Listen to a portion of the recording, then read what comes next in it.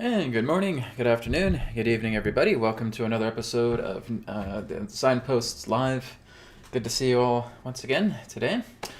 Just an important reminder is that I will not be doing a webcast tomorrow. I'm going to be pretty busy for this Friday and won't really have the time to do a webcast tomorrow.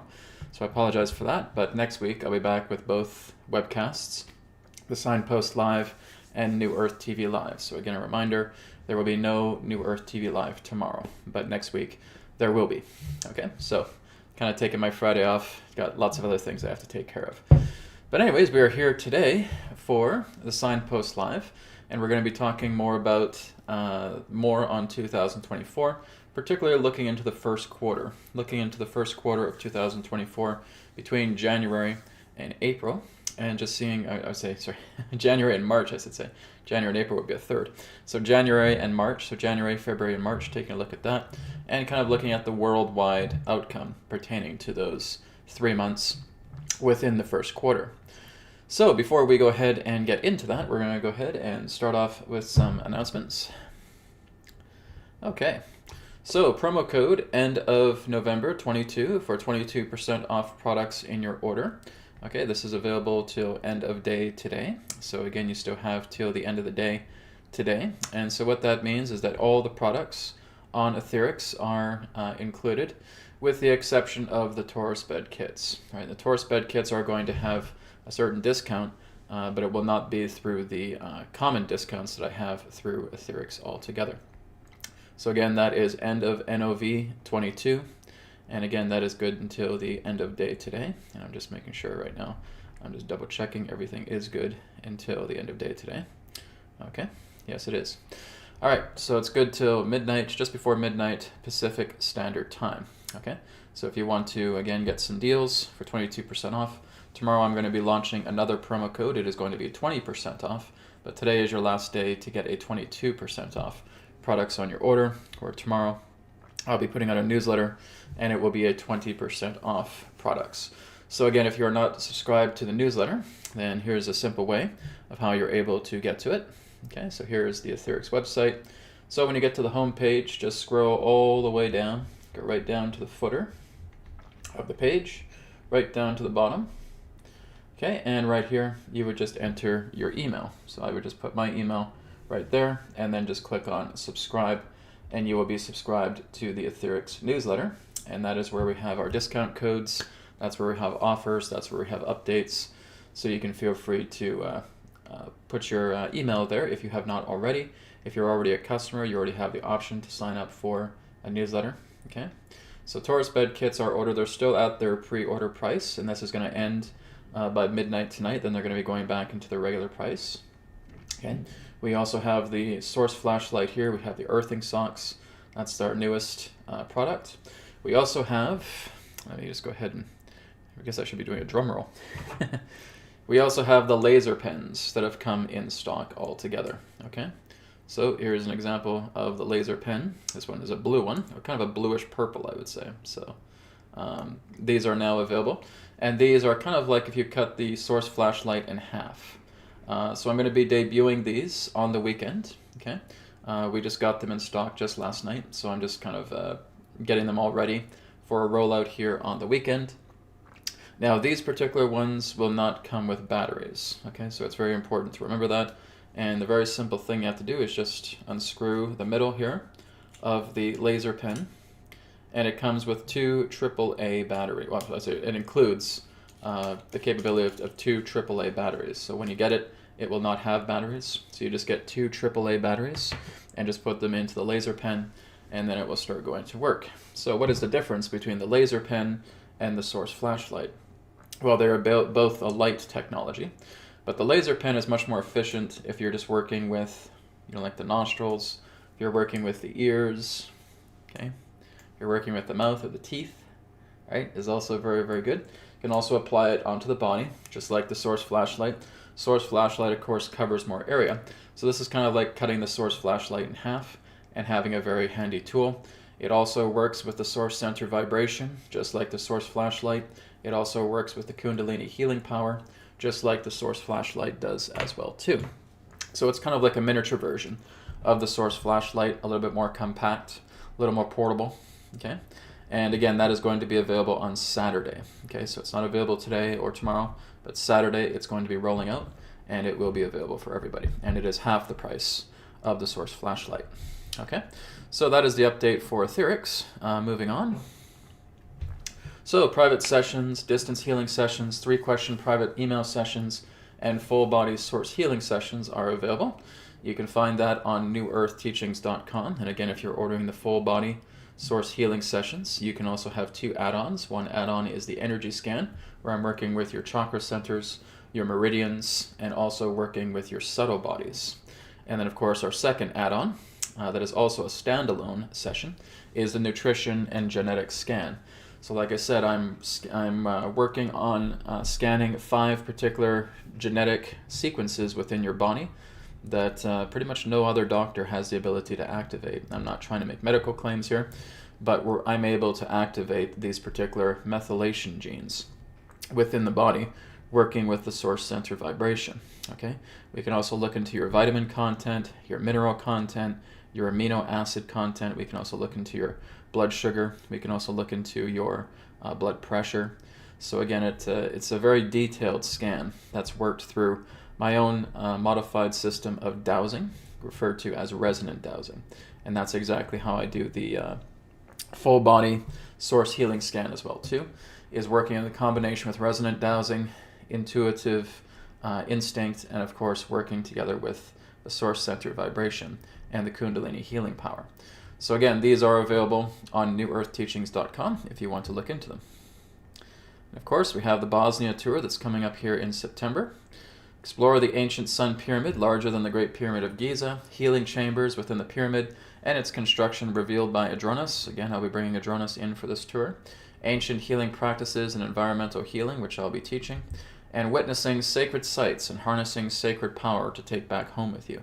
So again, this is going to be happening September 15th to 22nd in 2024. We already have half amount of the registrations sold out. Okay, so we still have another half. So again, we're basically allowed to have up to about 16 people. Right now we have close to 8. Okay, so we still got half the amount remaining. So again, if you want to really experience an amazing, once-in-a-lifetime tour through Bosnia, looking at the largest pyramids in the world, joining me for this extreme, incredible adventure, then feel free to sign up. Again, you can register now at wowtours.de. That's www.wowtours.de. And final announcement, everything on the New Earth Teachings YouTube channel is backed up onto Odyssey, and you can check out our Odyssey account at odyssey.com/@newearthteachings. Okay, so why don't we go ahead and get started with today's broadcast. I want to say hello to everybody here who's joining me. Welcome. Good to see you here on the chat once again. Looks like we got quite a few questions already, so that's wonderful to see. And so let me just make sure I get my chat window up here. I'm just opening my chat on a different window here. Okay, great. All right, so first and foremost, we're going to go ahead and take a look at the 2024 outlook for the first quarter for January, February, and March. So I'm going to work together with the tarot. I'm not doing a zodiac reading or anything of that nature. This is going to just be another kind of basic reading, just taking a look at where the world will be as we look at the first quarter of 2024. And then as time progresses, we'll start looking into the second quarter, the third quarter, the fourth quarter, right? So when we get into the first quarter of 2024, then I'll be looking into the second. Then we get into the second, I'll be looking into the third, so on and so forth, okay? So let's go ahead and take a look and see what the tarot has to share with us today regarding the first quarter of 2024. Let's see what we got. So what can the tarot tell me in regards to what the world will be going through the first quarter of 2024? What the world will go through the first quarter of 2024.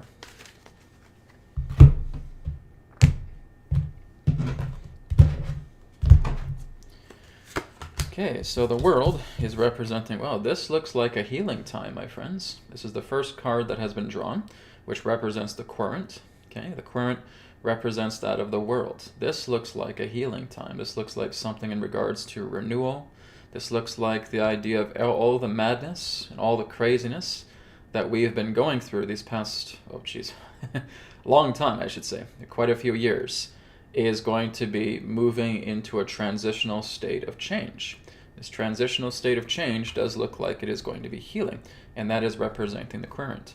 Okay, so looking at the situation, all right, well, this looks like people looking to take their power back. This looks like the idea of something that is being given to the youth, right?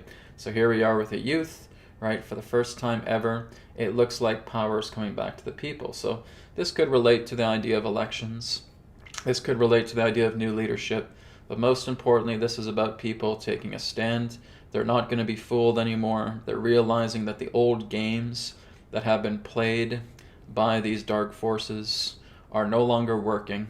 It's no longer bringing any benefit to them. It's only causing them to drown more. Maybe they're starting to get the message of that now. Maybe they're starting to realize they keep playing with these psyops, they keep playing with these false agendas, and realizing that this is not getting them anywhere. This is causing them to sink even more. Well, 2024 looks like, again, there's a type of gracefulness that's coming here to the first quarter. Like I said, some of 2023 had that, and it looks like we're going to be coming into that as well too. So this is representing the past. Okay, it's not the present. This is the past. This is what we've been going through. This is, again, the past representing everything that we have experienced together as a collective. But as we look in the distance, we see that the sun is on the horizon, and we see this darkness now starting to pass. Okay, so we have had an incredible onslaught of all kinds of intense situations. It has been an intense 2023. We've had a lot of ups and a lot of downs, a lot of manipulation, right? A lot of hurt, but it's also been a year of action. There has been a lot of action that's been taking place because people are standing up on their feet and they're starting to cultivate an idea that will bring about action.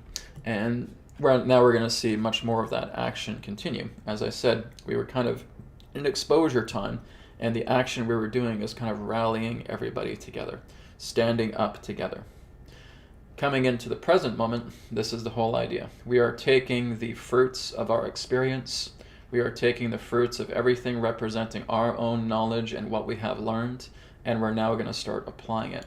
So like I said, we're moving into an action era, and it's no longer going to be an exposure era. The action that we have taken for 2023 is getting people to come together, is getting people to say, look, we're living on the same planet. We're all going through these experiences. It doesn't matter what country you're in. We need to come together. If we come together, we can make serious changes happen. And that's exactly what's been taking place. And as that's been taking place, we're now starting to move into an action era, to which 2024, which we could basically say is, again, part of the action era, but it represents the year of overhaul, right? It really is an overhauling year. And this is the near future. So humanity is now moving in the right way forward. We're now starting to follow the right path. We're now going to start taking the power back into ourselves, and there's going to be some significant changes because, as I said, the dark forces can really only keep these shenanigans up for so long before they hit a breach, before they run dry. And that's exactly what's happening. It's like looking at a riverbed that's just running dry. The water supply is dissipating, and that's what we're seeing right now. And now these are advisement cards. Okay, so we got two of them here.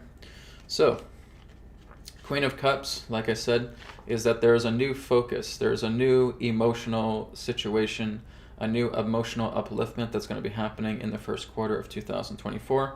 But it is also aspected here relating to the Three of Cups, okay?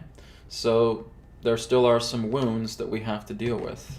There is still a lot of pain that we have to get through and try to move past. But again, as we look into the very first card of this reading, we are looking at a time of healing, right? So this is a healing time. So it feels like some things are really going to start taking off in the first quarter of 2024, right? So 2024, numerologically, represents that of an 8. Okay, so we're looking at an 8-year. What does an 8-year represent? Well, that represents the idea of what goes around comes around. Okay, represents the idea that this is a type of feedback, right? Like the idea of all the systems that we have on the planet are now going to start undergoing a very strong state of change. We're looking into the idea of karmic rebound. We're looking at the nature of karmic feedback, right? What goes around comes around, okay? And relating to a lot of these dark forces that have been meddling with humanity for thousands and thousands of years, this almost feels like it is a karmic retribution time for them in 2024. They are going to get hit hard, right? They've been hit pretty hard in the past, but 2024 kind of feels like it's a dagger in their back, right? Feels like kind of it's a karmic dagger in their back, and they're just going to be witnessing that they're going to lose everything. They're going to lose all sense of control. And I think we're going to see that. I don't know if we'll see that in MSM because they want to do everything to try and keep everything looking pretty. But if you keep looking again through the people stream rather than the mainstream, right, you may start to see, again, a lot of things falling apart behind the scenes. That, again, that rule that represents the dark forces will no longer be able to uphold itself. It feels, again, like that karmic dagger is just going right into their back. And that we're seeing, again, we've seen for years, the whole idea of their infrastructures tumbling, starting to crumble, and now I think in 2024 you're going to see the pillars fall down. Okay? So as I've talked about with the nature of the 2020s, this whole decade represents that of a cleanup decade. It is the idea where we're seeing all of these corrupt systems because, as I've said before in the past, nothing in regards to a human system is right. It's all wrong, right? How we educate our youth, the electricity that we use, how we use energy, right? How we use transportation, our politics, our government, our money, right? Our technology. Every part of it is wrong. Everything that has basically been given the go-ahead to be used today is wrong. There is nothing in regards to a man-made artificial system that is correct. None of it is. All of it needs to plummet. Every single stone needs to be turned. And so we need to look into the idea of clean technology. We need to look in the idea of working with clean energy. We need to work with clean transportation. We need to completely overhaul the educational system so that people are actually being educated by things that matter, right? Everything in regards to the natural systems, I would say not even natural systems, just the man-made systems, need to be turned into natural systems. And that's going to take some time for that to develop. But again, it's just like looking at every single thing. Oh, but Rod, what about this type of technology? It's wrong. It pollutes the air. It pollutes you. It hurts you. What about our food? What about our water? It's polluted. It's toxic. It's wrong, right? It needs to be cleaned up. It needs to be overhauled. Why is it that it's only cost about $2 or $3 just to get something that is horrible for you to eat? When in fact, if you're trying to move much more into the healthy regime, it's going to cost you something $15, $20, $25 just to get that, which means it's expensive to eat well and it's cheap to eat like crap. Again, all these things that are wrong. So you just look around and you look at all these particular systems. Look at how our politicians are. Look at how the idea of how they rig elections. Look at how the idea of the people not really having a say, that they have done one corrupt thing after another. And we look towards the politicians. They're the ones that have basically put you guys in this mess in the first place, and you're expecting them to bail you out, right? It's the same thing with pharmaceutical companies, with medicine altogether. They're the ones that are basically engineering all of these illnesses, and they're the ones that are trying to sell you the cure. All of these things are wrong. So again, this is all part and parcel of this entire decade, of the entire 2020s, to expose all of that, to watch it crumble, to watch it die, so that something new can take its place that will be people-powered, right? That will work together with organic research, that will work together with organic innovation. And like I said, a lot of the people that are going to be developing this new technology are going to be the youth. It's going to be the younger generation that's really going to create these new ideas, these new innovations, and help to bring them out, right? The older generation is meant to be there to support the younger generation, to support their new ideas, to support their new innovations. What have we seen instead? All of these particular scandals of people telling that these new generations are horrible. That they're horrible. It's a horrible new generation, that they're lazy and they can't do this and they can't do that. Rather than supporting them, they bash them to the ground. And that's ignorance and idiocy. There's another thing that is wrong. Okay? So we have pretty much everything that you can imagine relating to man-made systems that have been created on the planet that represent wrongness, and that those stones need to be turned. And that's really what we're going to be seeing as we continue to go through the decade, because we're still not even halfway through the decade yet. We've still got some time to go to watch a lot of these things change. And as we move out of a span of change, we move into a span of renewal, and that really represents the overhaul motive here altogether. So this is what I'm getting altogether relating to the question of where can we see 2024 start with the first quarter from January to March for the entire world, right? So it's not focused on a particular country, right? That would take just such a long time trying to do it country by country. But nonetheless, we're looking at something that looks pretty promising altogether.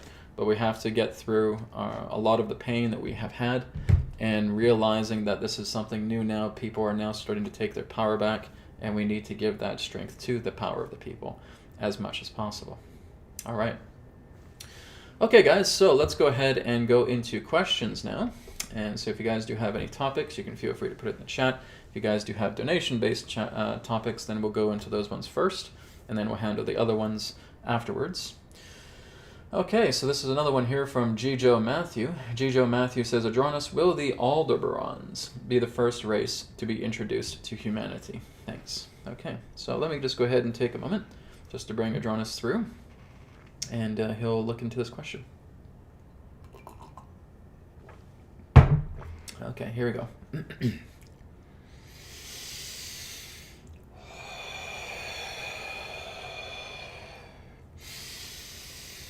Terra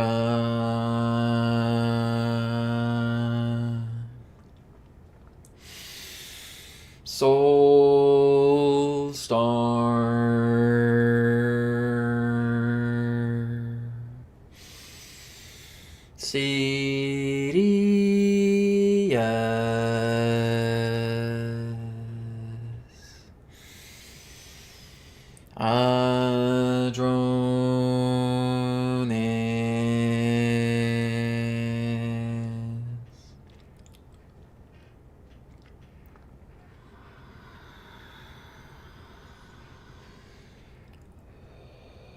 We are here at this time. We bid you greetings and thank you very much for the opportunity of this interaction today. I am Adronis of Sirius, sending love, appreciation, and gratitude to all who are tuning in to this broadcast through your internet collective consciousness. What we would like all of you to do at this time is simply allow yourselves to get relaxed, get comfortable, and tune in to the vibrations of Sirius, so that you may synchronize, harmonize, and align to all of the information that we have to share. Also understand that all of the information that we shall provide today is simply that of our perspective, our point of view. For all knowledge, all information, all creation itself resides within your very hearts, beings, and souls. We want to thank once again G. Joe Matthew for another wonderful question that you have provided us today. So, you asked the question, will the Aldebarans be the first race to be introduced to humanity? Well, you have to understand that, firstly, if you are referring to humanity on a collective level, no. But there are some of you in that sense that are introduced to such a race personally. It just is all based upon the idea of the group connection that you have relating to your interstellar ancestors. So again, some of you will have those particular connections to the Aldebarans. Some of you will have connections to the Pleiades. Some of you will have connections to Sirius. Some of you will have connections to Arcturus. Some of you will have connection to the hybrid races. Some of you will have connections to the Fae. Some of you will have connections to Inner Earth. You see, you all have these different types of connections. Some of you will even have connections to the angels.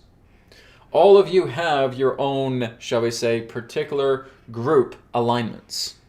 But if we are looking at the nature of the collective, of what humanity as a whole is going to experience, you're looking at a consortium of different beings together. Some of them can represent hybrids. Some of them can represent off-worlders. But most importantly, It's humanity meeting humanity. And that is really where first contact is going. You are going to meet yourselves. This is why we have termed what has been termed as the human guardians.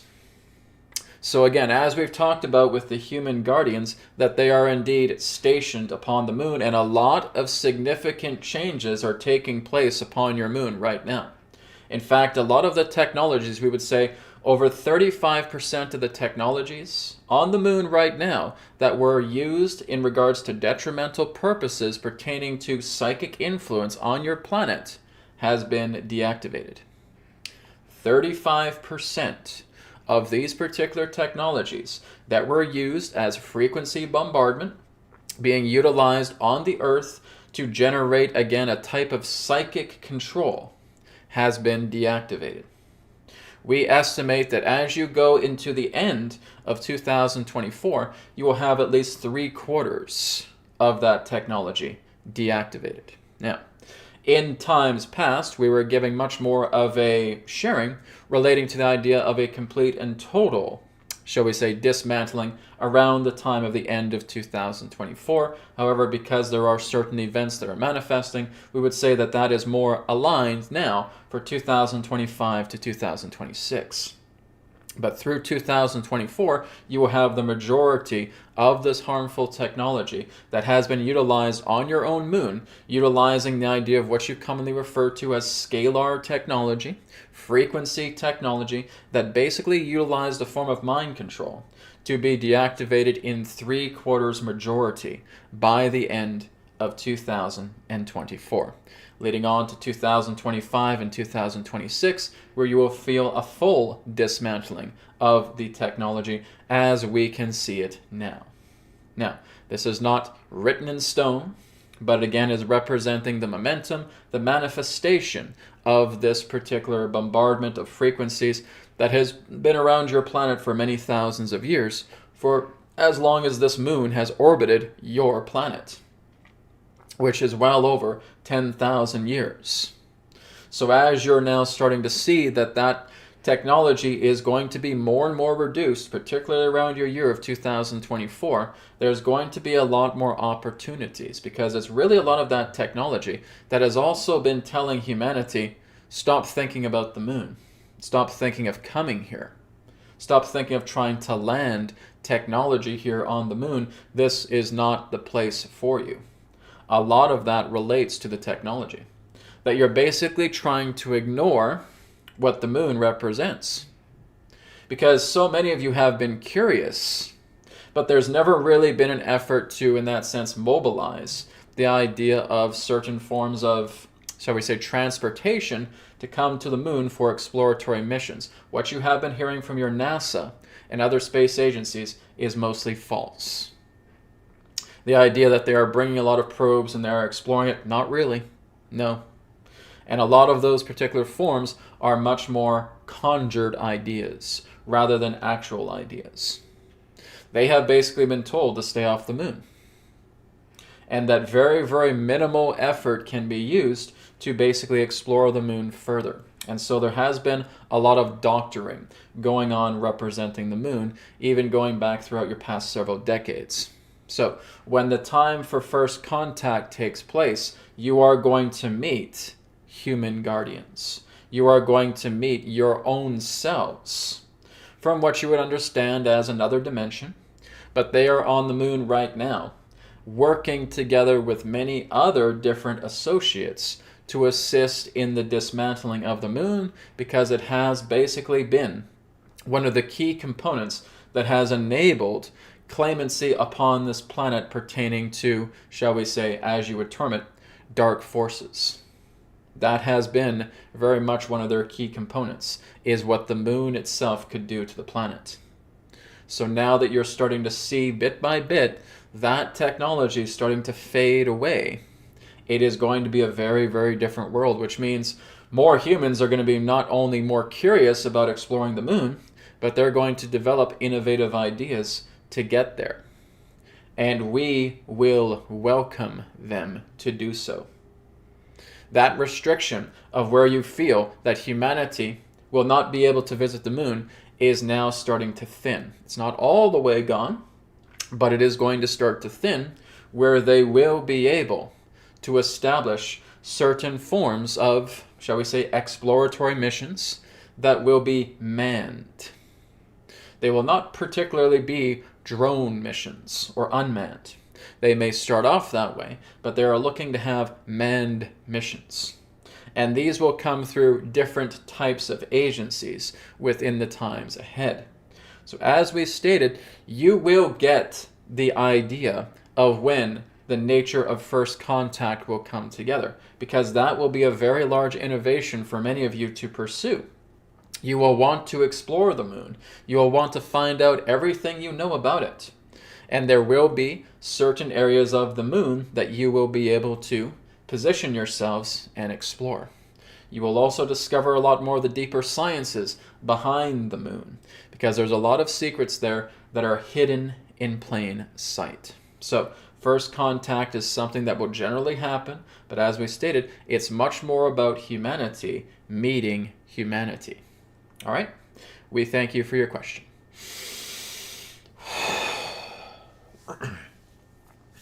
Okay, great. Thank you very much, Jujo, for your question.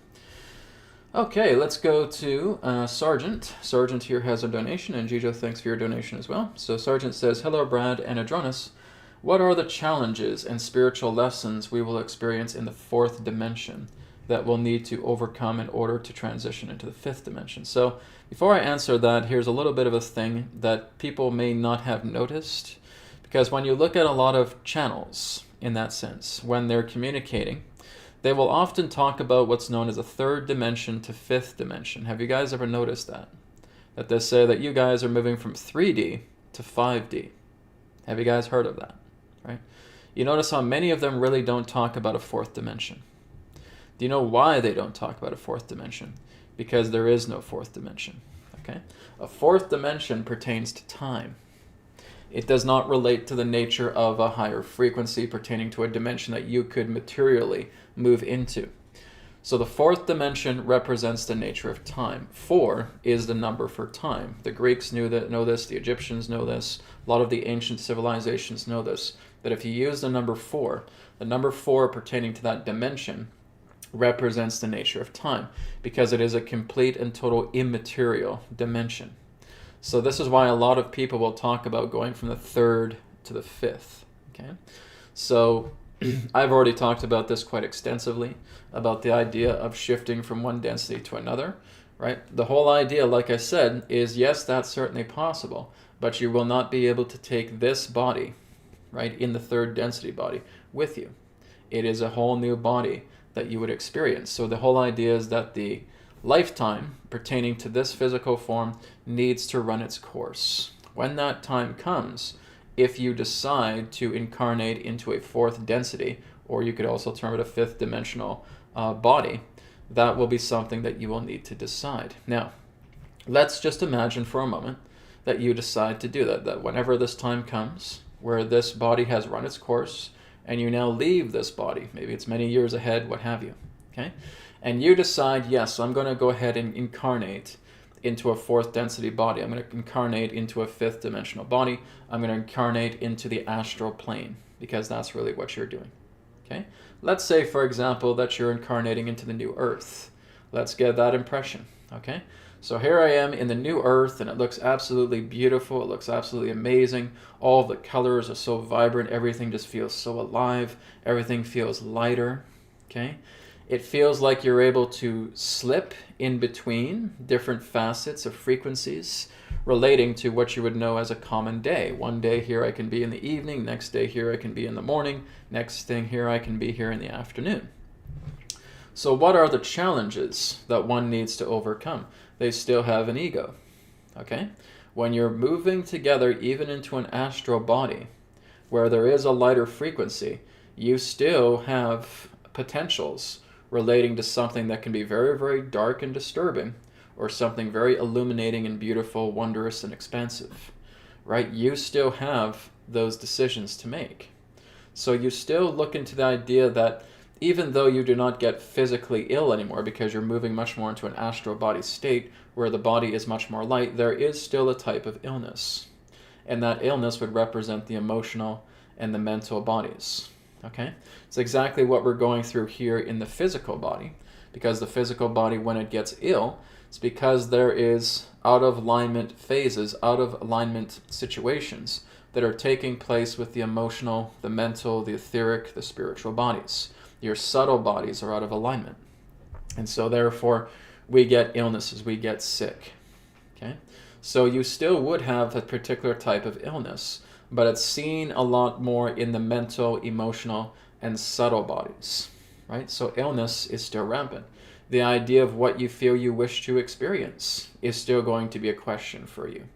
That do you want to dedicate yourself to family, because family still exists within those particular type of astral planes. It's like when you go to sleep at night, you're aware that you have dreams of family, right? And you're going into the astral pertaining to the dream plane, and you're dreaming of these things. So you're still going to be experiencing a lot of challenges. You're still going to be having to make a lot of decisions about what you want to do with your life. Now, when you are in astral form, okay, astral bodies can die. Okay, it's very important for you to know that you're not invincible when you're in an astral body, right? It is much more of it's a very different dimension. It's a lighter dimension. Have any of you felt like you have died in dreams? Okay, well, that can happen. Okay, it is very possible for an astral body to die because it still has organs, it still has a system, it still has a mortality to itself. Now, that mortality stretches itself a lot more from what we would understand as the physical body. Here on average, maybe we're living 60, 70, 80, 90, maybe if some of us are very fortunate, 100 years. When you go into the astral plane and you're living there as an incarnated astral body, 1,000, 2,000, 3,000, 4,000, 5,000 years is pretty common.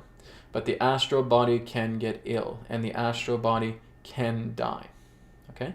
Because it's a construct. Anything that's a construct has an expiration date. So it's a much more of a greater expanse relating to an astral body going into the fourth density, into the fifth dimension in that sense. But you can still get ill. This is what I'm talking about, is that you're being a lot more aware of emotional, mental, spiritual, subtle body illnesses and ailments that do come together that do make you ill. And the whole idea of medicine works a lot more different in the higher planes as well, too. A lot of that medicine would be much more vibratory. Okay, it's not so material as it is here in the physical plane. When you're looking in the idea of medicine, it is much more on a vibrational frequency level, which means you may start to go into resonance chambers. You may actually start to engulf light into yourself. You may start to look into consuming certain gels, certain pastes that again represent rich vibratory energy that is helping to repair the area. Okay, so you are not invincible.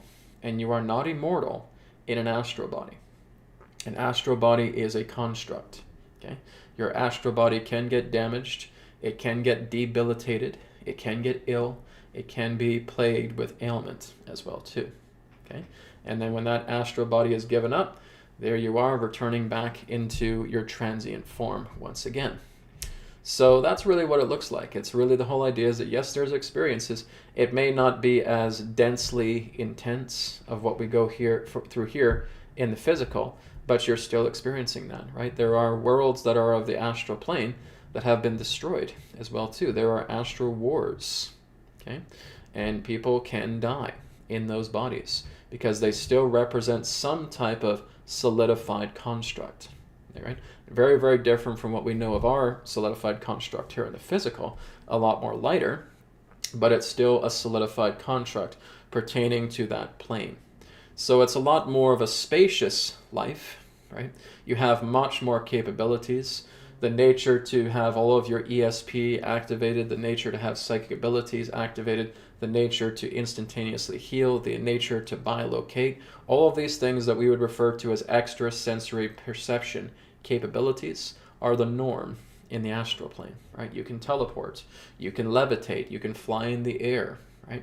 You can, again, even depart from your astral body and experience a greater vastness in regards to life itself. So there's a lot more spaciousness. There's a lot more expansion involved with an astral body from what is compared here in the physical body. The physical body is a very deeply limited vehicle. So you have a lot more space to move around. You have a lot more expansiveness. You have a lot more enhancement relating to your own sensory abilities. We call them ESP, or really they're just sensory abilities, right? When you're looking at your intuition, that's a sensory ability. When you're looking at the ability for you to smell colors, right, to being able to sense things that are even beyond the physical, that's still a natural sense, right? Really, when you look at the galactic family doesn't see that separate from the physical senses, okay? It still represents a perception. So you will have a lot more of that as a natural capability. But yes, you do have mortality relating to the astral body. So experiences, experiences of challenges, yes, that will still happen. So again, the whole nature of, especially particularly, being in the astral plane, if you want to move into higher elevation of it, is to learn the lessons of love and is to apply the nature of love and turning that love into wisdom, right? You're taking everything that represents the love of yourself and applying it to assisting others.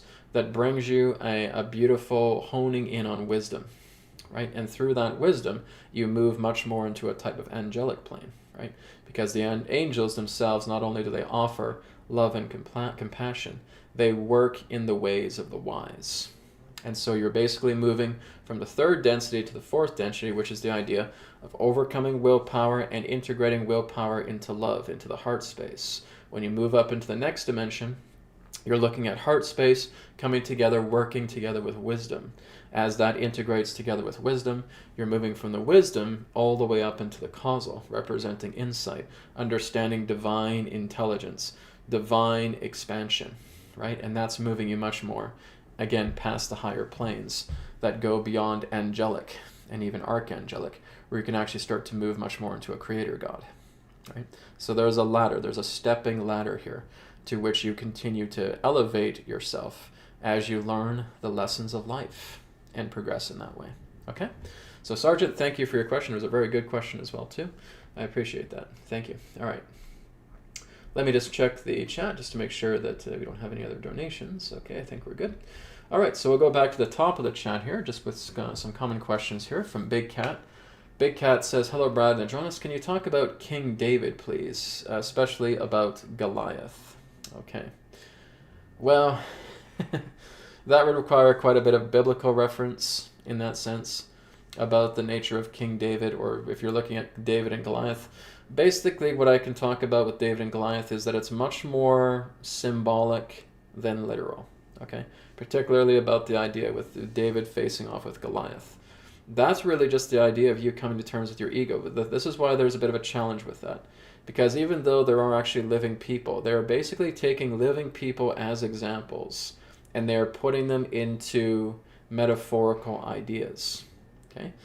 The nature of David being able to slay Goliath is a perceptual understanding of how one overcomes their own ego. It has nothing to do, literally, with a small man facing off with a big man. I remember the Bible story, right? About David slaying Goliath with a sling, right? Throwing it to the degree where it just knocked the giant out and killed him, right? In one blow and knocked him down. That is not meant to be a literal story. Okay, that is an occult story. And that occult story is giving you the idea of you being able to overcome the ego. But it's doing it in kind of a violent fashion, because that's the nature of the prophet that is utilizing that particular perspective to make a point. Through that particular prophet that writes that story, that is how their own perception of overcoming the ego is done. You're basically doing it with force. You're trying to kill the ego so that the true self remains, right?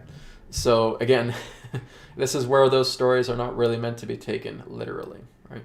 And a lot of people will read the Bible and they will take it literally in regards to, like I said, with Noah and the ark, or David with Goliath, and so forth.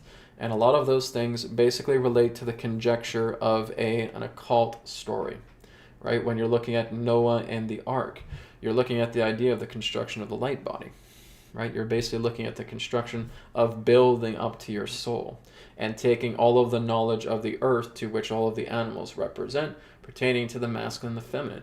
But it is through the prophet that writes these stories, through their own perception, to utilize this form of code to give some particular type of illustration of the development and evolution of man.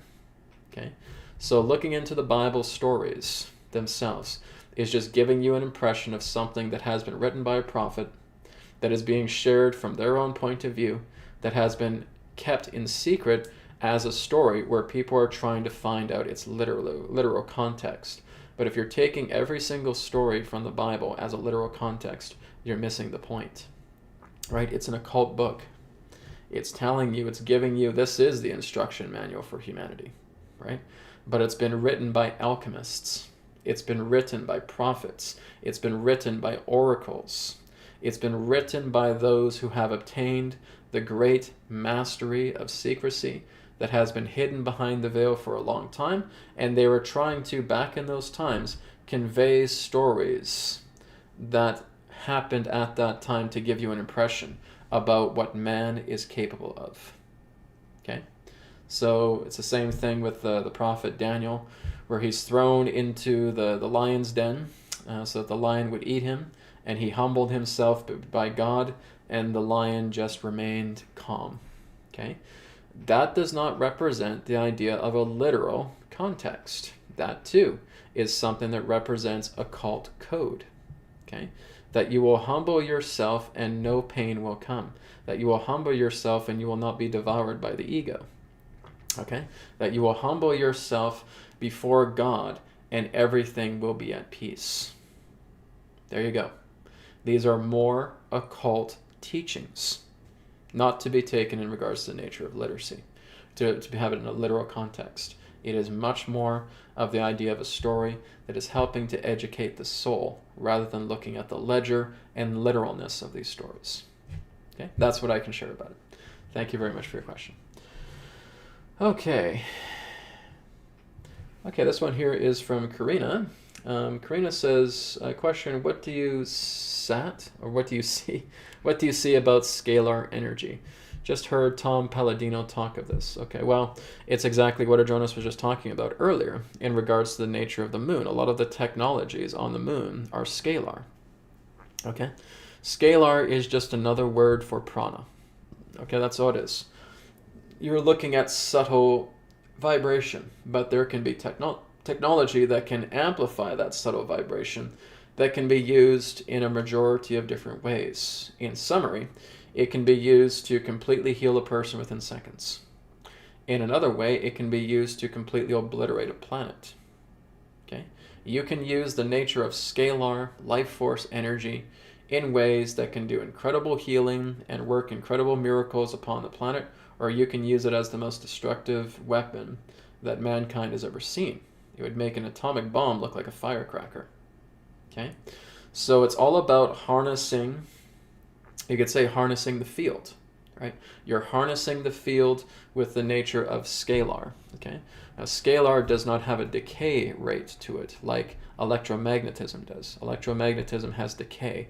Electromagnetism has hysteresis, which means in that sense there's a delay in things, there's a decay in things, but not with scalar. When you're working together with scalar, it's instant, right? It's just there. And it is an inexhaustible form of energy.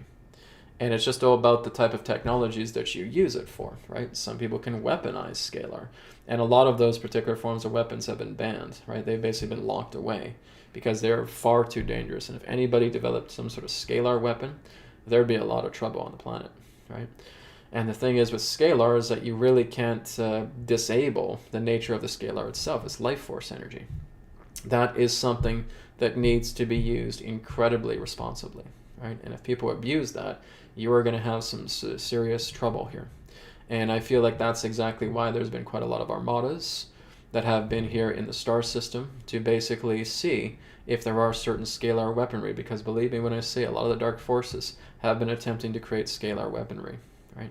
And if you create that, right, it's basically what Nikola Tesla's death ray was all about. It was scalar weaponry. And you can't avoid that, right? That's culminating life force energy, and that's compacting it to such a degree. It's like looking at the ocean, right? If you're just basically dipping your feet in the ocean, it's nice and soft and gentle. Ah, it feels so good. But now you have something that truly harnesses the waves, that truly harnesses the water and projects it with such an incredible force. You can wipe out lands, you can wipe out nations just with the power of that ocean altogether. While scalar would be seen in the context in that way. You're taking all of this power and you're condensing it and you're making it coherent. And you can make it into such a projectile beam that it could blow up a planet. It could blow up a planet, it could blow up a star. It could even come into the point where it could blow up an entire galaxy. Right? This is not something to F around with. And so this is why there has been a lot of security, you could say, off-world security, that has made sure that if there's been any form of scalar weaponry, it needs to be taken away, it needs to be dismantled, and it needs to be locked away so that humanity will not get their hands on it. Because believe me when I say, this is exactly what the Atlanteans were working with, right? Atlanteans were working with scalar, okay? And that's basically what they wanted to do. They wanted to basically take out all of these nations that were opposing them. And that is what led to their own destruction. It's like it's an implosion. There was like a graviton bomb that basically was responsible for the destruction of Atlantis, right? It's the idea in that sense that their own will to start a world war blew up in their faces quite literally, right? It was reversed and brought back to them. And that is what completely wiped out Atlantis. That is exactly why it was fundamentally the worst worldwide disaster that ever took place. And Scalar was responsible for that. Right? So this is again why there was kind of a zero tolerance policy. We will not let humans develop scalar technology for war. We will take it away, we will remove it, we will dismantle it, we will lock it away so that they will not have a chance to do that. That's basically what's been happening. Especially in these deep underground military bases, they'll start developing scalar weaponry. And then they have to go in and they have to use, sometimes it's joint forces, where it will be humans and it'll be off-worlders and they'll work together and they will go in and they will try to deactivate a lot of this very harmful technology that they've been trying to use. The whole nature of CERN itself could almost be, in a way, scalar technology, right? And that too is actually why it's been deactivated since its inception again and again and again and again. Because in that way they'll say, oh, we're just trying to bump particles. You're not bumping particles. Don't fool anybody. That's a bunch of crap. You're basically trying to create scalar portals so that you can basically shift Earth into different dimensions. You're trying to create a field, right? And that is scalar weaponry. CERN is scalar weaponry, okay? So that's exactly why it's been deactivated over and over and over again, and it needs to be overhauled so that there are safety measures in place so that nothing would ever hurt the planet. But that is the whole nature of CERN. CERN is a scalar weapon, okay? It is not a science experiment where we're bumping photons around or any of that stupid crap, okay? There are no photons. There's magnetism. And that's basically what it's doing. It's generating the nature of a scalar field to create such incredible magnetism that is influential by intention to basically try to bring Earth into a lower dimension. That was the plan. But it would never get off the ground because there would always be problems. Because when a lot of the... do you guys want to know exactly where CERN came from? A lot of it came from beings from Sirius B. Okay? A lot of it is Sirius B technology, reverse engineered. Okay? And basically that's what they would get. They would get the plans. Sometimes the Greys would help them out. Sometimes, again, these techs from Sirius B would come in and they would start developing this ring, right? But all of it really represented the nature of scalar technology. And they would build up a magnetic field. And that the way that radius is, that could encompass the entire Earth. And then through a single intention, through the host of working together with that field, you can go right into a lower dimension and bring the entire planet with you. So that's exactly why it was never really allowed to be fully turned on, right? It is a scalar technology, and it is a weapon. So basically they're trying to overhaul CERN so that it would not be a weapon. It could be used something in that sense as a helpful tool with guidance. Okay, so that again is giving you the idea. You have to be so careful. And it's just the whole idea is that it really requires maturity for people who are working together with Scalar, because that is extremely powerful.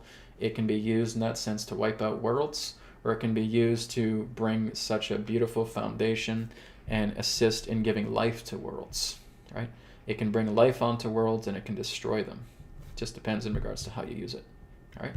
So Karina, that's the information about Scalar. Okay. Some people certainly have developed certain things of Scalar because they're in very, very small modes. And in those very small forms of technology, it's not really going to do that much. Okay, we're basically talking about something that's much more larger in scale, right? That could be much more fundamentally dangerous if it's used in the wrong hands. Okay, thank you very much for your question. Okay, so this one here is from Carol Ann. Carol Ann says, "Hi Brad and Adronis, when the hospitals stop COVID testing patients that come to the ER and that are admitted."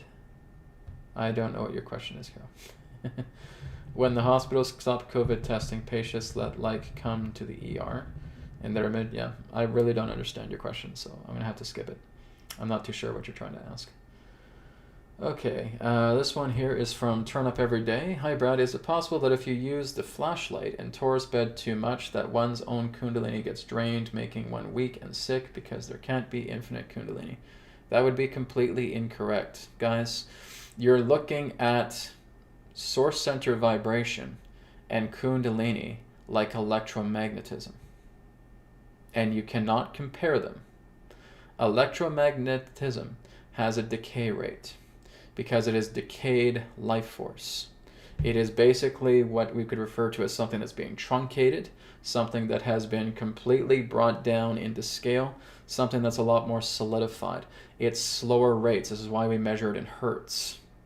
Has anybody you ever known measured the source center vibration in hertz?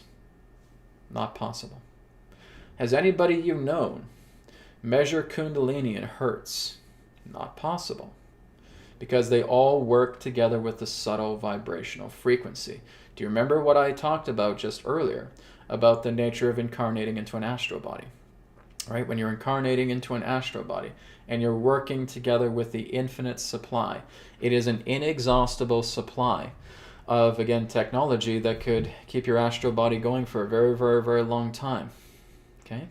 That is the nature of the subtle energy. When you are working with the subtle energy, you are going way above the scale, past the hertz. The hertz is detrimental, decaying, retarded life force energy, which means it works in a very, very slow oscillation. It's like basically working with life force energy diarrhea. Okay? That's what electromagnetism is.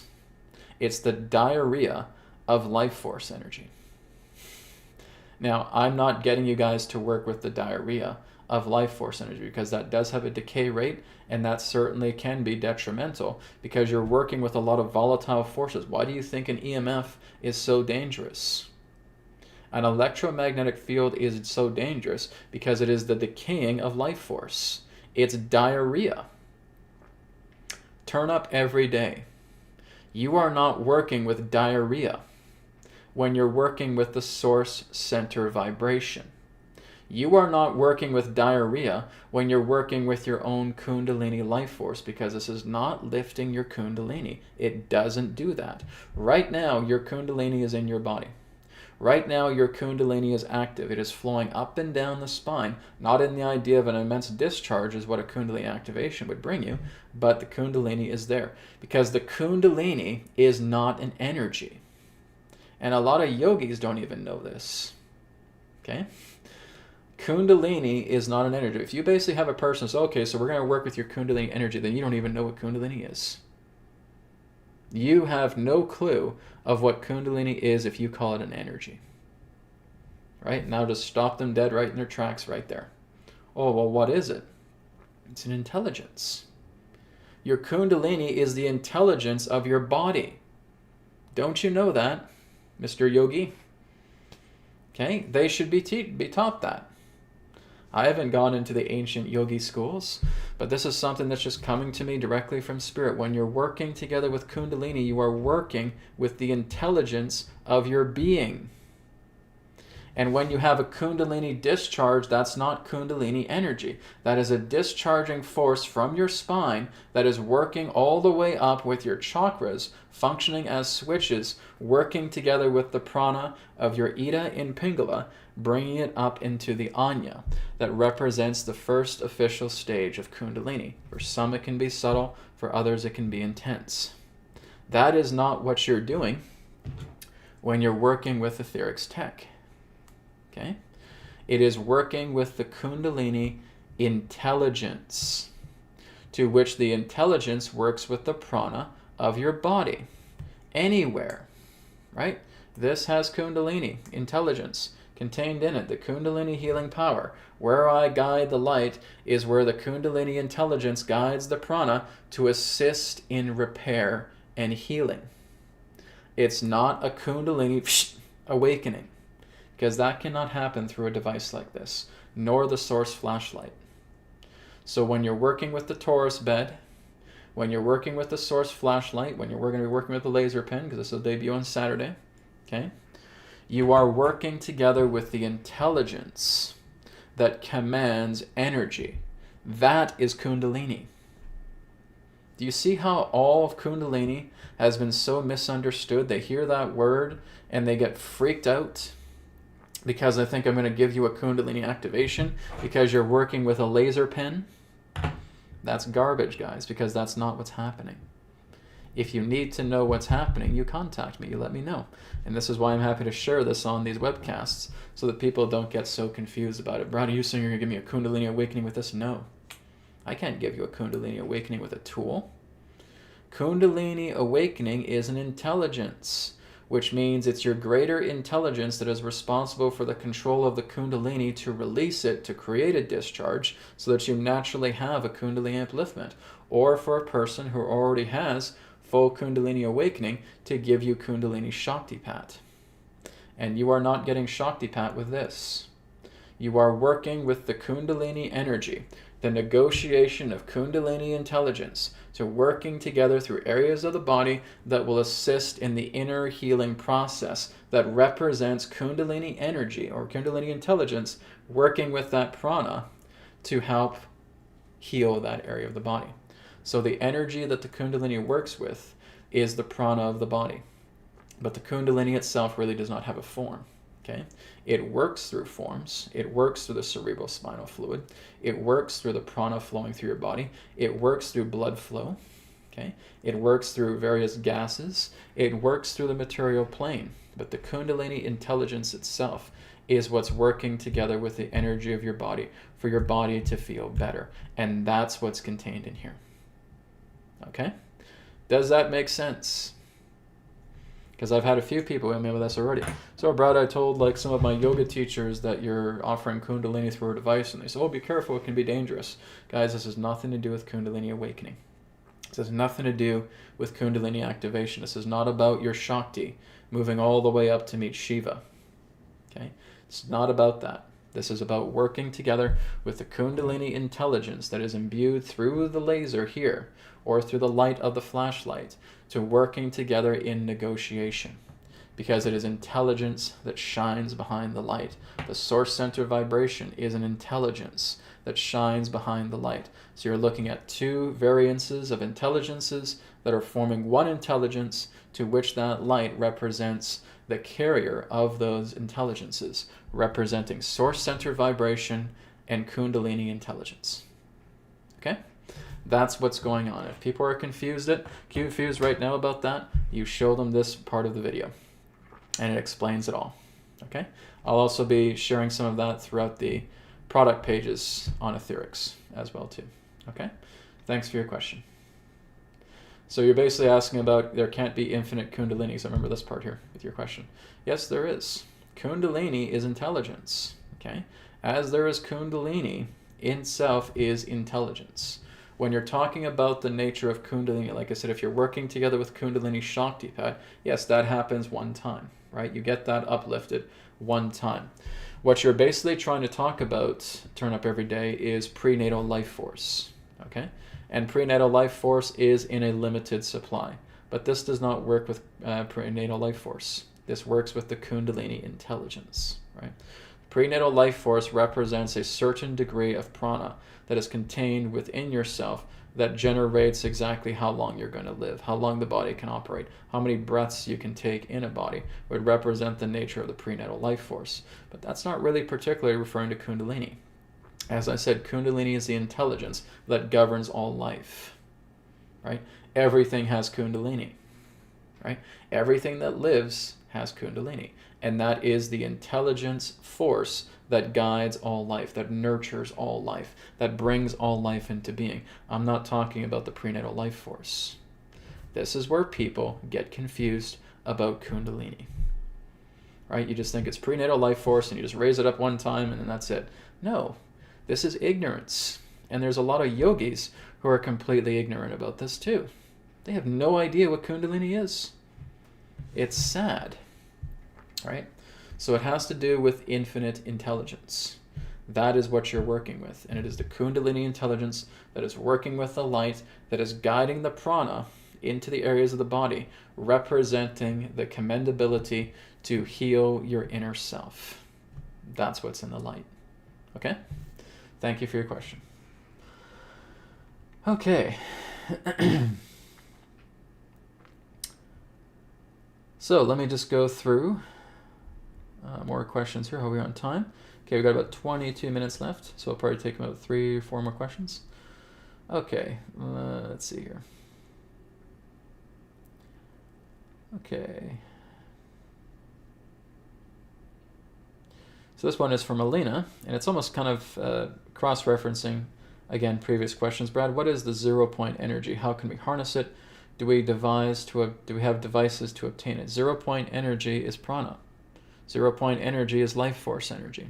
0-point energy is magnetism. 0-point energy is the dielectric. 0-point energy is etheric perturbation. Okay? You have 0-point energy within yourself right now. Okay? Every cell within your body contains 0-point energy. Every organ in your body pertains to 0-point energy. 0 point is just another way of saying energy from the ether. Okay? You can basically refer to it as luminiferous ether. Okay? There's one particular term that's used in many different occult books, is luminiferous ether. And that also pertains to the idea of life force energy. That also pertains to scalar. Okay?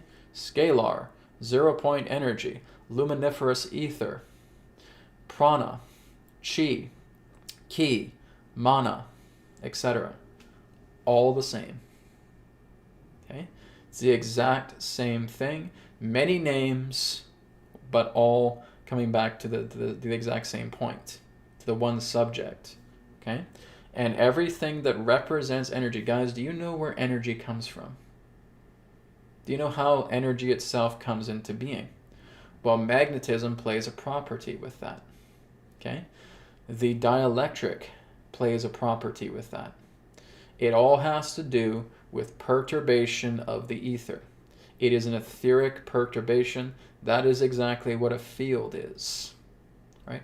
You go and you ask any particular scientist what a field is and see what they say. Because you know what the common answer will be? Oh, it's lines of force. Lines of what? A force of what? They can't answer you, right? Because so many scientists don't even know what a field is. And a field is a perturbation of the ether.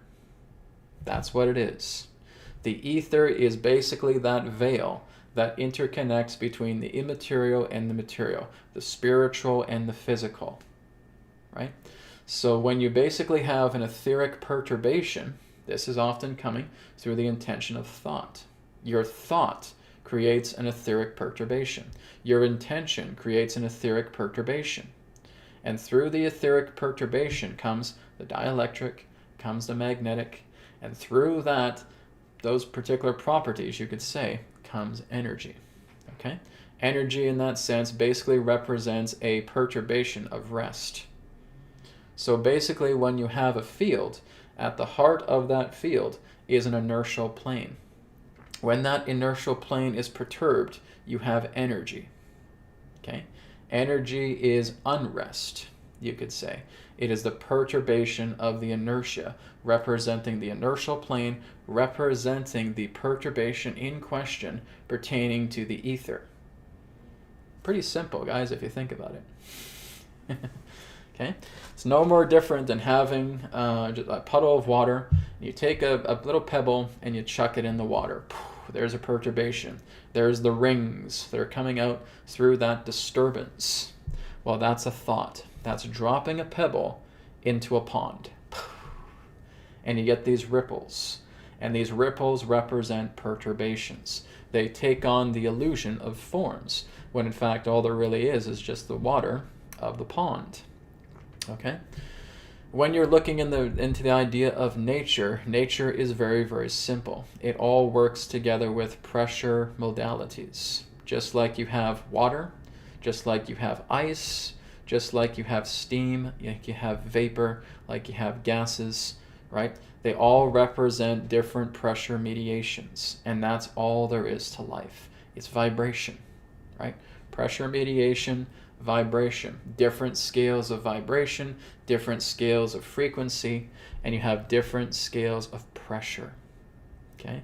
So vibrational pressure on a very, very dense level, well, then you could have something solid, right? Matter itself can form. You lighten that up, matter itself becomes much more malleable. You lighten it up even more, matter itself feels like it dissipates because it's losing all of its magnetic coherency, where it's being completely returned into the dielectric. A black hole is just the idea of a star that has lost all of its magnetic coherency, and the dielectric has taken over. Okay? It's all one and the same. Life force energy, 0 point energy, prana, mana, chi, ki, scalar, all the same. All magnetism, all dielectric, all perturbations of the ether. Nothing to it. Okay? That's how simple it all is. It all comes back into the one. It's just the idea that the ether itself has a perturbation. And through that perturbation, life itself comes. Life is a perturbation of the ether. That's what it is. It's just working together with the intelligent design. We're taking something like a bubble and we're just making it pretty. We're making it beautiful. We're making it wonderful. We're turning this bubble into life. And we basically had to perturbate the ether, and we had to work with intelligent design to harmonize life inside this bubble that came from a perturbed state of the ether. And here it is. This field that was created through ether perturbation that has now been brought forward with intelligent design through the creative force is what has brought forward life. Who is the creator? You are. Who is the one that decided to do this? You are. Who's the one that decides to experience this? You are. Who's the one that's able to move all past with this and come into the center and simply be? You are. Okay? There is nobody else. So, hope that makes sense to you guys. Something to meditate on if you're not too sure yet. Okay? Let's go on. Okay. Okay. So this one here is from Mihail, so we're going kind of into a political question here. Mihail says, Russia's Supreme Court bans LGBT movement as extremists. Is this a huge step for humanity? It depends on who you ask, but let's go ahead and take a look and see what the cards say. Okay. So they ban LGBT movement as an extremist movement, and is this a huge step for humanity? Okay, let's take a look. It's kind of good that there's more spiritual questions. I always enjoy that, because I'm offering you guys to talk about current events, but most of you are actually just talking about spiritual questions, and I love that a lot more, so that's good. But again, of course, this is always open for current event questions as well, too. Okay? So let's take a look and see about the situation unfolding with Russia pertaining to the LGBT.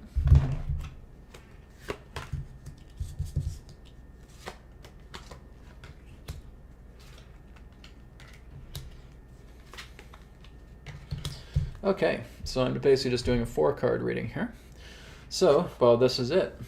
this is what's basically going to bring a balance into things, particularly for Russia, I would say right now. There may be some other countries that may follow suit with this in the near future, okay? But this is helping to bring a balance into thing because, again, it's not so much about the LGBT community. It's the idea of making that into an agenda, okay? Whenever you have an agenda around a group, that is what's causing those groups to be extremists, right? There's nothing wrong with protesting and sharing your view, but when you get angry people that are protesting that want to threaten to kill people, well, then it gets put forward into an agenda, okay? It's the agendaizing of these particular groups that basically is. It's putting poison, it's injecting poison into it. There is nothing wrong with an LGBT, but when you put an agenda into it, it's very wrong. Right? Now you're creating extremists. Now you're basically utilizing this as a political motive. Now you're utilizing this as a type of weapon. Okay? So it's weaponizing these groups. Whether it's political groups, whether it's, again, ethnicity groups, whether it's the idea of your own orientation, however you decide to use it, it all represents the nature of weaponization. And that's exactly what they've done. They've weaponized something that started off grassroots because LGBT once had a very strong grassroots connection to everything. And then it became perverted. And then it became weaponized. And they would use it in that way to basically try and bring forward some type of order that would meet with their own agendas. Right? So through this happening, we have, is this hope, is this fear? This represents something that is a big, bright, shining light because it's killing out the agenda surrounding the group so that there's the opportunity for the group to go back into its grassroots again, right? So it's the opportunity to take the corrupt, to take the poison, to basically suck out the poison that has infiltrated that group so that that group can no longer be weaponized, so that over time, slow and steady process, they will return back into moving into their grassroots. They're moving away from something that was very harmful, right? You could even talk to some people in that sense that remember the old days pertaining to that group where it was nothing like that. It was almost like looking at like Woodstock, right? Where there's love and peace and happiness and people could be who they wanted to be, who decided to celebrate that, right? But it became weaponized. This is exactly what a lot of the corrupt would do. And I've seen it. I've seen it firsthand. Right? We have new ideas, we have new groups, we look into the idea of new technology, and it's like they're just injecting it with a needle, and they're injecting in the poison. And that poison represents an agenda, because they will now weaponize that group. They will use it to their own benefit, and try to poison the world with this, right? And that's exactly what they've been trying to do. So when Russia is stepping up with that, they're basically trying to suck out the poison that represented a group that will in time return back into its grassroots. So LGBT will move much more into its grassroots again in regards to its original idea, sucking out the poison. And there may be some countries in time that may follow suit and saying if you're using LGBT as a weapon, we don't want you. Then you're basically seeing yourselves as an extremist group and we won't put up with it at all. And we're going to suck out the poison until you guys return back into your original grassroots. And that's the plan. Right? That's what I'm getting here from the cards. So from the cards' perspective, it's a very good thing. It's sucking out the poison of what has been utilized through these groups as a weaponization from the corrupt. Okay? Very good thing altogether. All right. So let's go down the list here a bit more. Let's see how we are on time. About 10 minutes? Okay, so... Dudley 2015 says, question, can gangrene be reversed with any of Etheric's products? I would say work with it. Like I said, guys, there's only so much stuff I've been able to practice with it on myself or with people I know, okay? There's certain things that Etherics has the potential to do, but I have not worked with the particular people that may have these particular conditions, because I hear from people with many different conditions all the time. And I would say that what you're working with, guys, is not a medical technology. It's not medicine, and it's not medical, okay? It is a living spiritual technology. And if you guys want to really know what it can do, you have to run your own experiments, right? You have to be the organic researchers. So I've run some things on myself and seeing exactly how certain things have improved. Like I said, when I was working with the prana bed, when I first had it, I had problems with restless leg syndrome. I had nervous system difficulties with my legs, right? My nerves in my legs were firing up quite a bit. And then I slept within the prana bed, and after a few days, all of that started to subside. That is my own organic research that I have shared publicly. Okay? When I had bad vision, I would work with the Etherics visor sunglasses. I'd put them on. I would also work together with the organic source necklace. I would wear that too. After approximately around 8 to 12 weeks, I just started noticing that I didn't have to do this, looking up to the screen again, to read anymore. I can actually just read right from my own perspective right now, because I had the worst trouble with that. I used to like go right up and try to see a word, because my whole vision, like especially around my left eye, was a little bit blurry. Right? That's why I had to wear glasses and try to improve my vision. But I don't need to do that anymore because I worked with the Etherics visor sunglasses. I worked together with the Organite source necklace, and together they helped. Okay, even just working with the glasses will help you as well too. After 8 to 12 weeks, between 2 to 3 months, I was seeing better. Now I can see fully better, especially through my left eye. My right eye was a little bit off, but my left was far more worse. So again, through working with that, I was able to clear that. So all I'm giving you guys here are my own testimonials that I have discovered as an organic researcher working with my own tech. Okay, it's spiritual living technology. It is not alternative medicine. It is not medicine. It is not a medical device. I have nothing to do with the medical field at all. This is all living spiritual technology. And it requires organic research from the people that are using it. That's why if you look on the Etherics website and you go to testimonials, you'll see a lot of different testimonials from a lot of different people who are utilizing Etherics, whether it's the healing code cards, whether it's the bed kits, whether it's the flashlight, whether it's the socks, whether it's the visor sunglasses, whether it's the crystals, whether it's the universal organite pyramid, and so forth. Okay?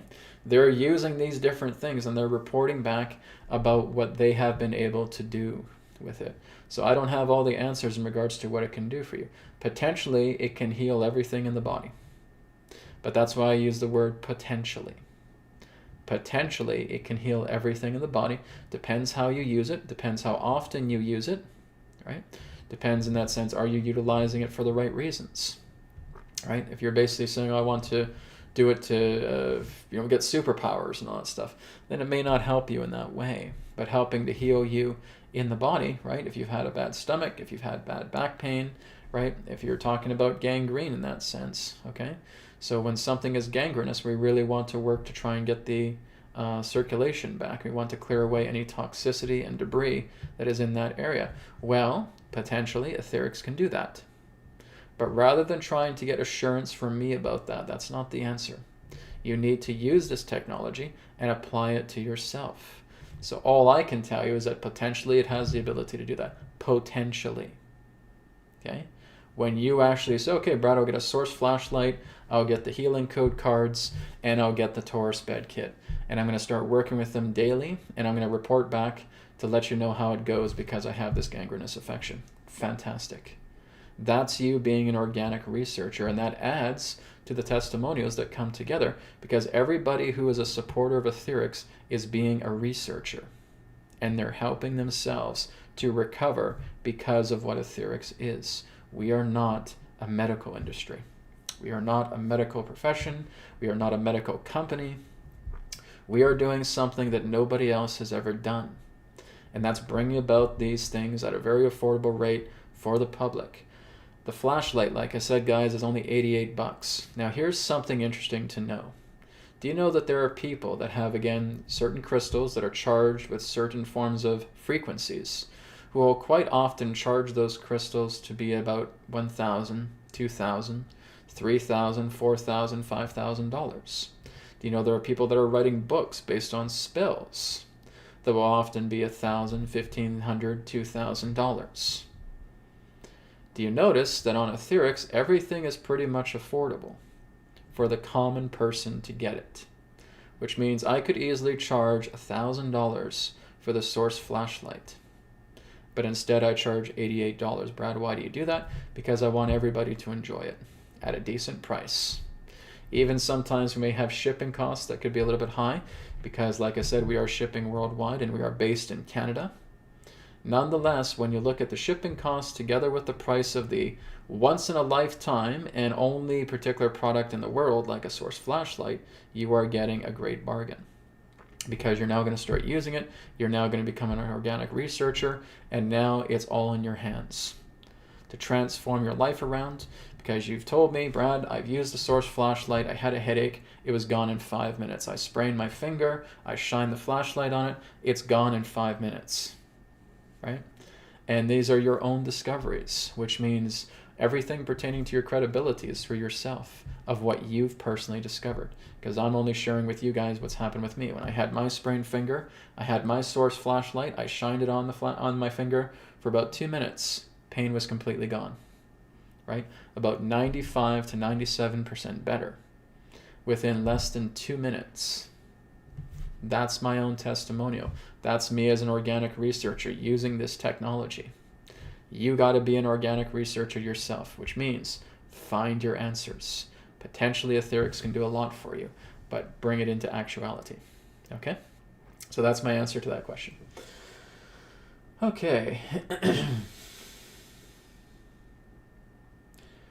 Okay, let's see. I'm just going to go down the list here. I'm trying not to take too much of etherics questions, guys. If you have questions like that, you know you can reach me on Telegram, right? You don't really need to come onto the webcast to ask me stuff about etherics. Go on Telegram. Ask me these questions. Just tag me, and it won't be a problem, okay? Let's go down to one last question. Then we're going to conclude with one last question here. Okay, this one here is from Turn Up Every Day. Okay, maybe I'll go to Carol Ann's question after that as well too. So Turn Up Every Day says, hi Brad, can one also charge hot water with the flashlight? Is there a difference to cold or hot or warm water? It depends in regards to your faucet. It depends in regards to where you are on the planet. It depends in regards to your water quality altogether. So for example, if you have a really good filtration system and you're heating up water, it should be completely fine, right?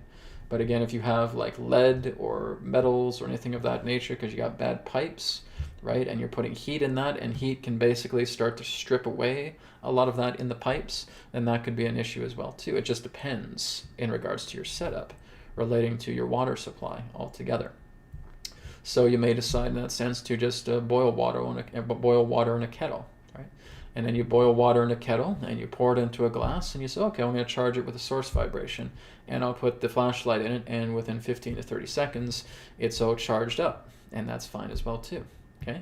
It just depends in regards to the quality of your water. It depends in regards to your setup, depends in regards to the quality of your pipes, and so on and so forth. So it's a difficult question to answer. Really just depends on how everything is set up in your house. But in that sense, if you really just are, again, like I said, using a kettle and you heat up the water and you still want to charge it, you can. It doesn't matter if it's cold, doesn't matter if it's warm or hot. It'll still get the source center vibration if you're working with a flashlight, for example, okay? It'll still get the source center vibration if you're working with the healing code cards. It'll still get the source center vibration if you put an organite pyramid next to it. It'll still get the source center vibration if you put it on top of a selenite amplifier plate, okay? Everything on etherics has source center vibration. The difference with the flashlight is that it's more concentrated. It's much more coherent. It's much more powerful because of its light, right? The second most powerful one would be the Etherics laser pen. Again, debuting this Saturday. Okay? Thank you for your question. Let's go to Carol Ann's question here. So, hi Brad or Jonas, I was wondering when will they stop trying to, okay, this makes sense now, stop trying to COVID test patients that come in the hospital, because they still try to do that. Depends where you are, okay? It just depends where you are on the planet. It's not really going to stop until there's much more of a mandate that will come together and saying, guys, don't do that anymore. Now, that mandate can come through the people. That mandate may come through politics. But there should be much more of a demand in that, right? If there's a demand where people are saying, come on, stop, enough is enough, and we're going to protest until this stops, that can make a difference. One sec, guys. Okay, so if you want to look into it a little bit more deeper, we can basically just do a quick tarot reading on it. And let's just say before the end of 2024, will such measures like that cease? All right, and take a look and see what we got. But that's really what it's all about, is that there needs to be a demand for it to cease. Otherwise, it's not just going to go away willy-nilly by itself. Again, guys, we have to remember how to work together with the power of manifestation. Okay, I'll have to make a video on that to give you guys much more benefits about how you can move into pure manifestation and see how it's shifting in your reality to do so. So that'll be a future video, more on manifestation. Okay.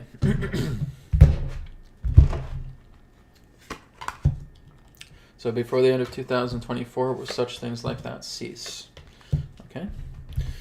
Well, I feel like there's going to be perhaps some emotional entanglements with people that basically do want it to cease, right? I think there's going to be emotional discussions about it. I think that there will be perhaps movement to work in getting that to cease, with the idea of COVID experiments and so forth, with injections. Like I said, it just depends where you are on the planet. If you're in the States, then maybe they're doing it in certain states, and maybe there's certain states that are not doing it as well too, right? So like I said, this is where we need to kind of harness our power. We need to kind of harness our manifestation, because we know that the whole COVID thing is nothing but a scam, all right? But they're still doing it in small doses in different places, okay? So rather than feeling that we're up in the air, that we're confused, when are they going to stop doing this, we need to start putting our manifestations into practice. So I will make a video that will help you guys a lot with that. It's just simple techniques that will help you in being able to not only perform powerful manifestation, but boost it as well too. Okay? And some of it also involves mantras. Okay? So one particular mantra that I can share with you guys right now that is a very powerful attractor that will help you in that sense bring a lot of things into your life. But in order for you to do this, you really need to bring forward that true feeling behind the manifestation, right? You're basically sincerely chanting this mantra with all of your might, with all of your natural love and strength, okay? And that particular mantra is what we would call Kleem. K-L-E-E-M. Clean.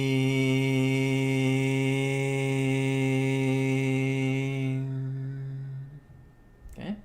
Now, when you're seeing clean, you basically want to have a focus. It's like what I've taught you guys before with the 5-minute focus. If you guys remember that video that I put on my YouTube channel, it's from a while back. Okay? You guys should be looking at some of my archived videos. There's a lot of juicy stuff in there. Okay? Working together with that 5-minute focus while you're chanting clean. You can either do it out loud or you can do it mentally. But you want to put your sincere intentions behind that charge of mantra. Clean. Right? It's not like clean, clean, clean, clean, clean. That won't do a damn thing. That's idle. Okay? You never make a mantra idle, ever. You have to put your feelings into it. You have to put your energy into it. You have to put your sincerity into it. You need to put your soul into it. That's mantra, right? So, clean, while you're visualizing what you're seeing, okay? And it's like you're just seeing the background covered with golden light, right? So it's like a golden projection screen. Then put your vision there, right? And with all of your sincerity, clean.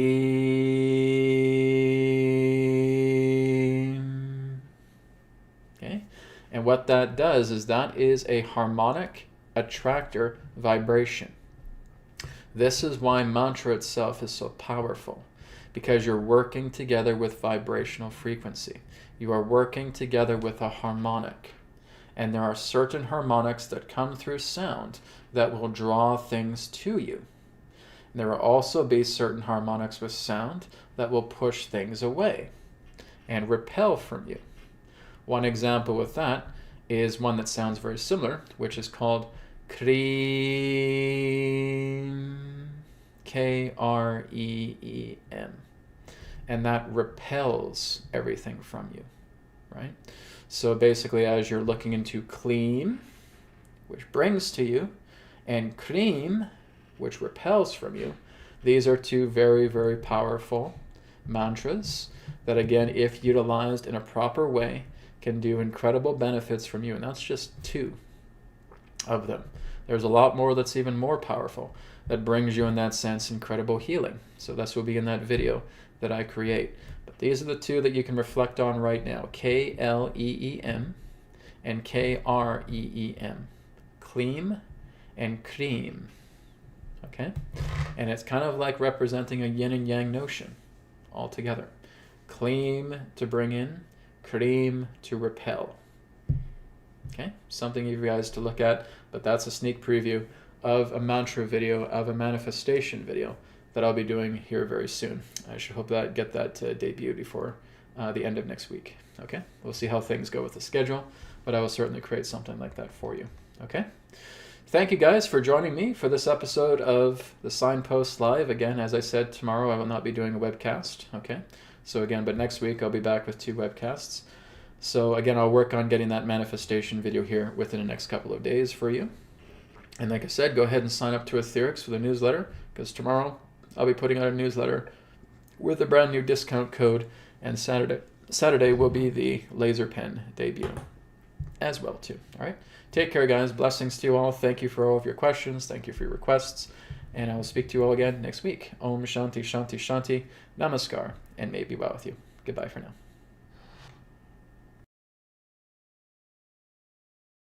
Thank you for joining us on our websites, newearthteachings.com, where you can do private sessions with me, and also etherics.co. And through Etherics, you'll be able to pick up your Healing Code Cards body deck, your mind deck, and your energy deck through Etherics. You will also be able to pick up the Etherbed kit. That is also on Etherics as well. Not to mention that you'll also be able to pick up some apparel and accessories that is also available on Etherics. Thank you so much for tuning into this video, and I look forward to speaking to you in the next one. Om Shanti Shanti Shanti. Namaskar, and may it be well with you.